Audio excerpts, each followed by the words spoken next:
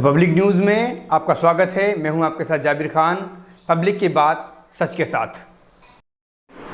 Rafale Rafale Rafale एक ऐसा शब्द जो पिछले 5 साल से देश के हर जनता के सामने, हर नागरिक के कानों में गूंज रहा है।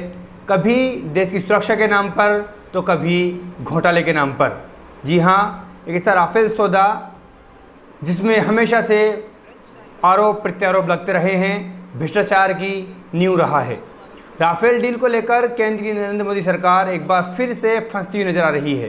राफेल में भ्रष्टाचार का जिन्न एक बार फिर से बाहर निकल गया है।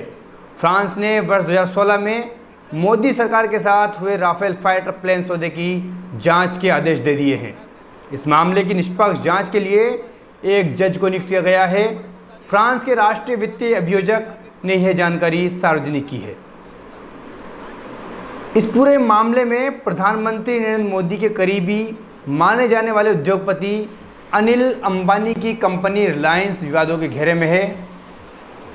इसके साथ ही राफेल डील पर फैसला देने वाले पूर्व मुख्य न्यायाधीश और वर्तमान में राज्यसभा के सांसद रंजन गोगोई पर भी उंगली उठना शुरू हो गई है। वर्ष 2016 में हुए इस डील के तहत भारत को 36 फाइटर जेट दिया जाना है। यह डील भारत सरकार और फ्रांस की विमान बनाने वाली कंपनी डसॉल्ट के बीच हुई थी। इस डील में लगातार भ्रष्टाचार, घूसखोरी और कमीशनखोरी के आरोप लगते आ रहे हैं। सबसे पहले इस मुद्दे को कांग्रेस के पूर्व अध्यक्ष राहुल गांधी ने उठाया था और चौकीदारी चोर है यह नारा भी दिया था।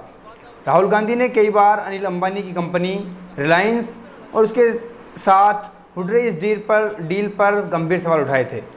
हालांकि भारत की सुप्रीम कोर्ट ने इस डील में किसी भी प्रकार के भ्रष्टाचार के आरोपों से इनकार कर दिया है।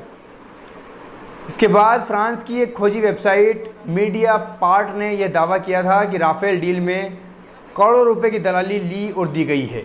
मीडिया पार्ट ने कहा था कि इस दलाली में से पैसे भारतीय अधिकारियों को भी दिए गए हैं। इसके बाद फ्रांस के एक भ्रष्टाचार विरोधी NGO शेरपा ने राफेल डील में भ्रष्टाचार के मुद्दे पर एक शिकायत दर्ज कराई थी। इसके बाद फ्रांसीसी जज ने अब राफेल डील में जांच के आदेश जारी कर दिए हैं।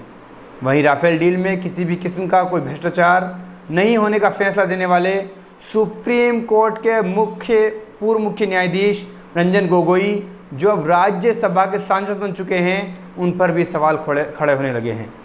देश के जाने माने वकील प्रशांत भूषण ने ट्विटर के जरिए रंजन गोगोई पर हमला बोला है।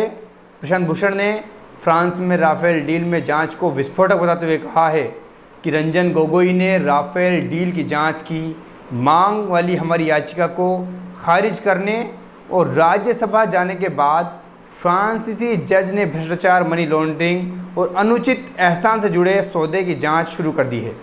इस डील में मोदी और अंबानी की भूमिका पर ध्यान देने की ज़रूरत है।